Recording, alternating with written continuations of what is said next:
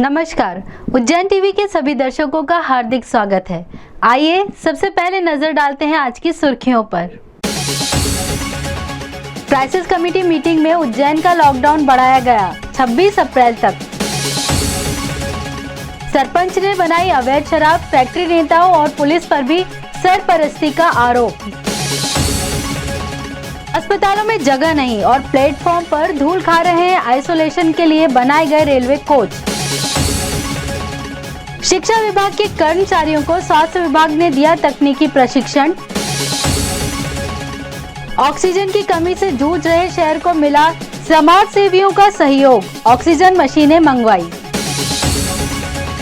Corona के वर्तमान बिगड़ते हालातों को देखते हुए जिला क्राइसिस मैनेजमेंट बैठक में उज्जैन जिले में 26 अप्रैल तक बढ़ा दिया गया है लॉकडाउन। जिला क्राइसिस मैनेजमेंट की बैठक में सभी प्रशासनिक अधिकारियों एवं जनप्रतिनिधियों की मौजूदगी में यह निर्णय लिया गया। बैठक में प्रदेश के उच्च शिक्षा मंत्री मोहन यादव, विधायक पारस जैन, सांसद अनिल फिरोजिया, विधायक महेश परमार, रामलाल मालवीय, दिलीप गुर्जर, मुरली मोरवाल, बहादुर सिंह आदि मौजूद थे। जिलाधीश आशीष सिंह द्वारा लॉकडाउन की छूट के समय में परिवर्तन किया गया है, जो अब सुबह 8 से 12 बजे तक जरूरी जरूरतों के लिए पूर्व निर्धारण के अनुसार रहेगा और शाम को भी 2 घंटे दी जाएगी छूट। देखिए, जिस तरीके से संक्रमण की स्थिति है और जो पिछले 7 दिन का लॉकडाउन है, क्योंकि लॉकडाउन का प्रभाव आने में कम से कम 7-8 दिन का समय लगता है, क्योंकि जब तक वायरस का संक्रमण होता है, फिर 2 दिन बाद उसके लक्षण प्रकट होते हैं, फिर 2-3 दिन बाद में टेस्ट कराता है, फिर इसका रिपोर्ट आती है, तो ये लगभग 7 से 9 दिनों की प्रोसेस होती है। तो लॉकडाउन का एक्चुअल असर 2-3 दिन बाद दिखेगा, लेकिन फिर भी हमारे पास में जो संख्या आ रही थी 7-8 दिन पहले, लगभग उतनी ही संख्या है। तो इतना तो अभी असर दिखने लगा है कि हम लोग उससे आगे नहीं गए हैं, संक्रमण उससे ज़्यादा बढ़ा नहीं है, लेकिन अभी भी स्थिति कंट्रोल में नहीं आई है। हॉस्पिटल में बेड्स की अभी भी थोड़ी मारामारी है।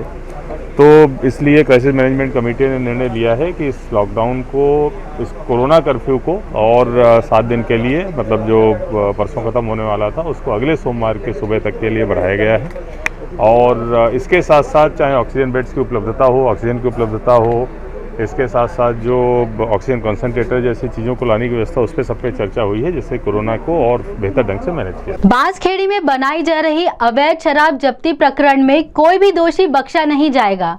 कलेक्टर का कहना है कि रासुका में की जाएगी कार्रवाई।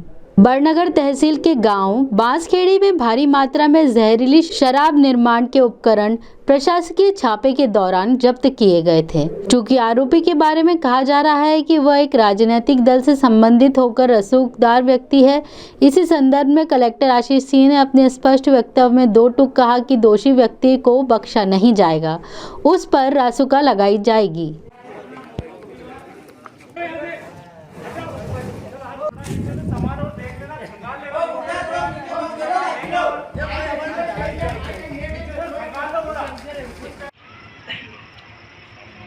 देखिए, कल बांसखेड़ी में एक सूचना प्राप्त हुई थी कि वहाँ पर शराब बनाने के लिए कुछ स्पिरिट का प्रयोग जो है करने की कोशिश करी जा रही है, और तत्काल हमारे द्वारा एसपी साहब के द्वारा मौके पर पहुँचा गया तो पाया गया वो शिकायत पूरी तरीके से सही थी, और वहाँ पर इथाइल अल्कोहल या स्पिरिट टाइप की एक चीज़ रखी हुई थी ड्रमों में भरकर।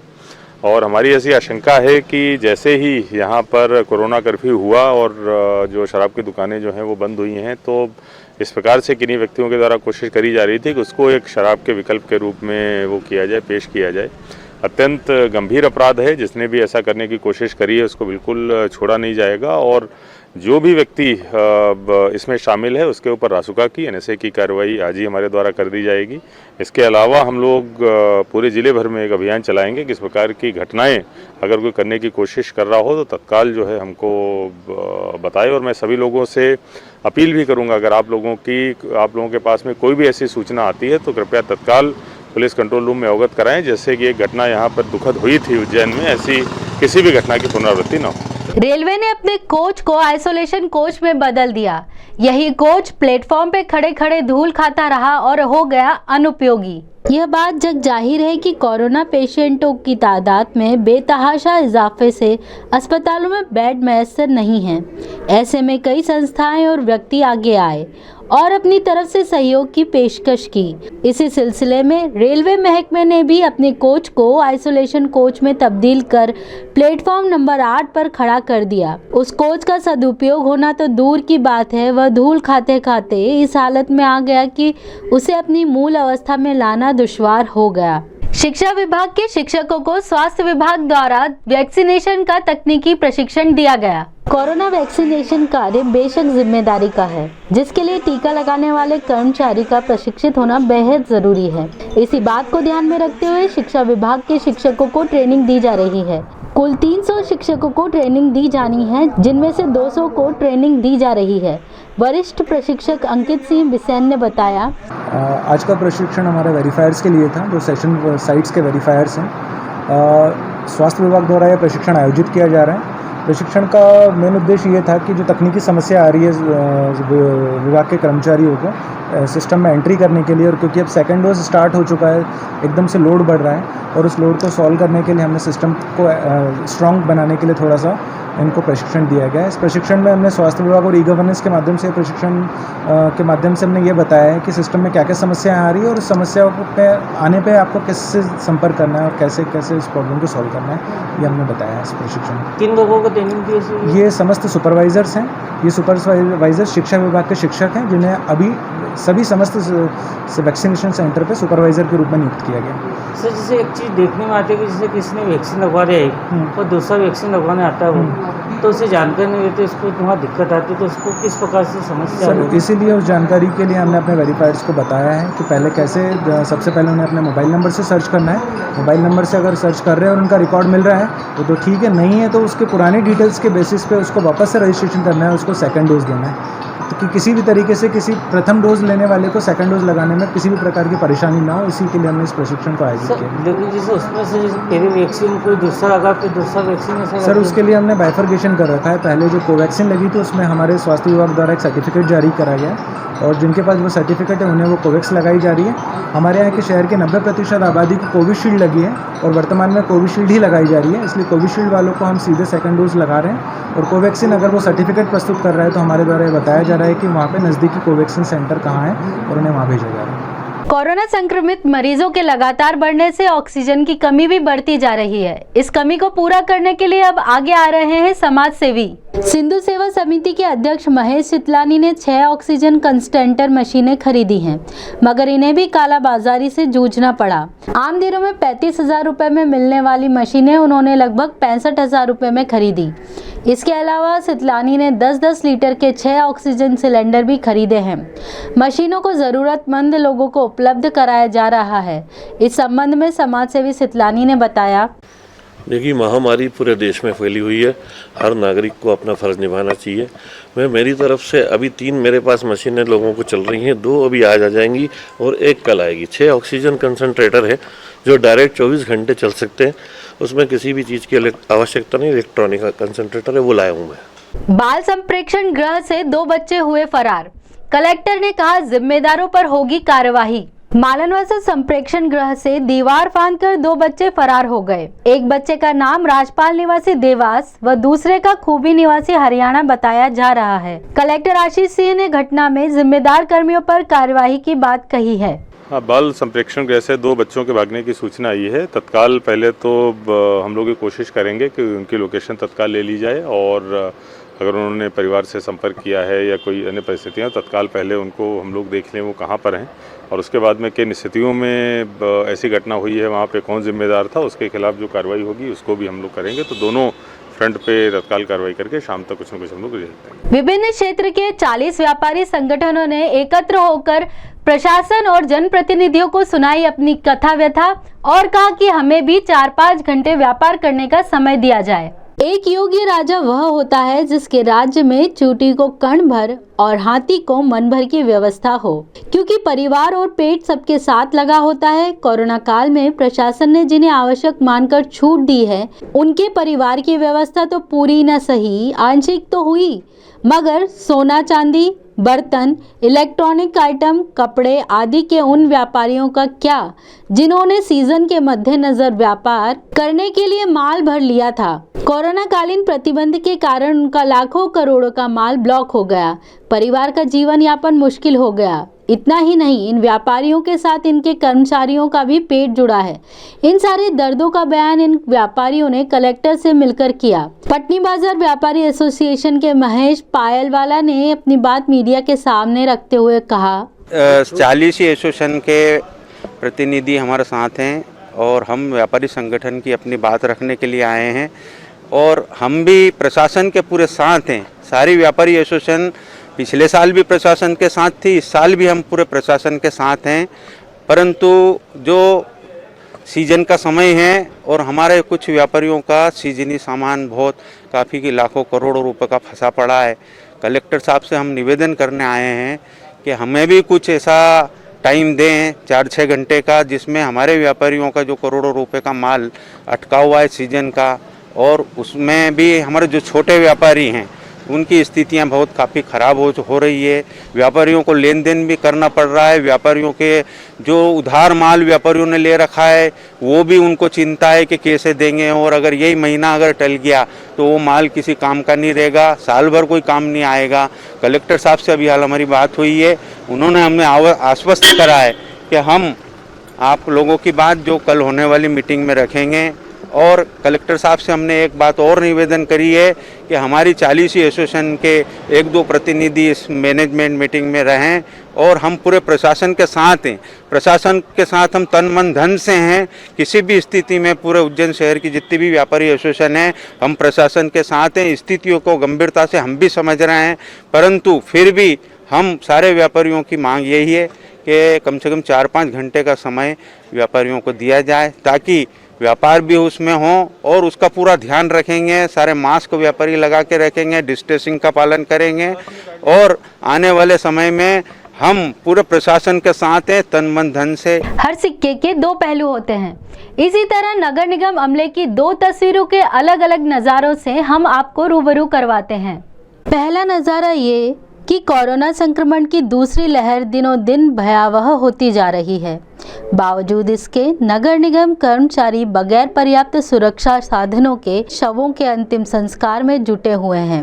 अब शव ले जा रहे इन 2 कर्मचारियों को देखिए, जो कोरोना संक्रमित शवों को अंतिम संस्कार के लिए ले जाते हैं। इनकी पीपीई किट चीथड़ों में बदल गई है, मुंह पर मास्क नहीं है। अब इसे किसकी लापरवाही कहा जाए, इनकी या विभाग की? इन पर संक्रमण का खतरा मंडरा रहा है और लाजमी है अगर ये संक्रमित हुए तो दूसरों को भी करेंगे। अब ज़रा दूसरे नज़ारे पर नज़र डालिए। सड़क पर शराब पीकर बेसुध सोया यह कर्मचारी भी संक्रमित शवों को शमशान पहुंचाने का कार्य करता है, जो कथित तौर पर फायर ब्रिगेड का अस्थायी कर्मचारी है, जिसने पीपीई किट पहन ली, शराब पी ली। बेसुध होने पर इसके एक अन्य साथी कर्मचारी ने पहनी हुई पीपीई किट तो निकाली, मगर फाड़ कर।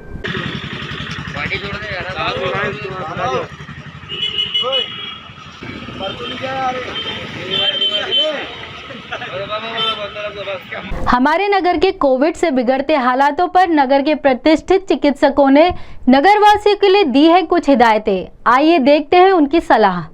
नमस्कार, मैं डॉक्टर जितेंद्र भटनागर आप सभी इस चैनल जो देख रहे हैं उनका नमन करता हूं, और आज आपसे एक विशिष्ट परिस्थिति के बारे में बात करना चाहता हूं। वही है कि कोरोना की जो दूसरी लहर, जिसने न सिर्फ हमारे शहर, हमारे संभाग, हमारे प्रदेश या पूरे देश, पूरी मानवता को अभी त्रस्त कर रखा है।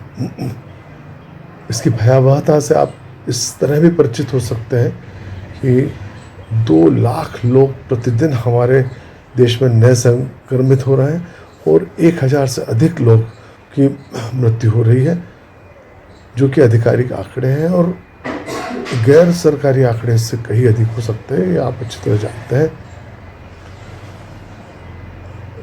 और मुझसे अच्छी तरह जानते हैं कि ये एक वायरस की बीमारी है, जो कि हवा से हमारे नाक और मुंह के माध्यम से हमारे शरीर में प्रवेश कर फेफड़ों पर सबसे ज़्यादा संक्रमित करता है और मृत्यु का कारण बन रहा है।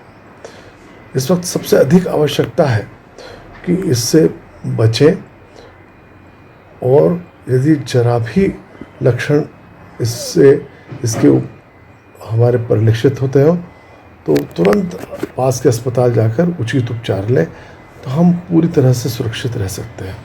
और यह न सिर्फ अपने खुद के लिए, अपने परिवार के लिए, अपने शहर के लिए, अपने समाज के लिए, अपने देश के लिए, पर पूरी मानवता की बहुत बड़ी सेवा हम अपने इस तरह करेंगे। इसके 2 टीके भी उपलब्ध हैं जो हर आदमी को जो उचित वय का हो उसे लगवाना चाहिए। मैं बचाव के उपायों के बारे में आपसे बात करूंगा। पहला तो हमें अपने घर में पूरे टाइम बने रहना चाहिए। किसी भी स्थिति में हमें घर से नहीं निकलना चाहिए। बहुत यदि आवश्यक हो तो घर से निकलें और निकलते वक्त इस बात को सुनिश्चित करें कि हमारा मुंह और नाक पूरी तरह से एक अच्छे मास्क से ढका हुआ हो। और यदि कोई व्यक्ति हमें रास्ते में मिला है, उससे हम बात भी कर रहे हैं, तो 1 मीटर की दूरी से ही बात करें। शरीर का किसी तरह से भी किसी के भी संपर्क ना आए। बार बार हम अपने हाथ साबुन से और पानी से अच्छी तरह से धोते रहें। हाथ धोने के उपरांत ही हम मुंह या नाक पे अपने हाथ को लगाएं। इसके 2 टीके जो उपलब्ध हैं उनको अगर हम उचित वय के हैं तो हमें निश्चित उसकी दूरी पे उसको लगवाना हमारे लिए बहुत अच्छा है। पर उसको लगवाने के बाद भी हम पूरे टाइम इन सब उपायों का पालन करते रहें। आइए एक नजर डालते हैं वेधशाला से प्राप्त मौसम के आंकड़ों पर।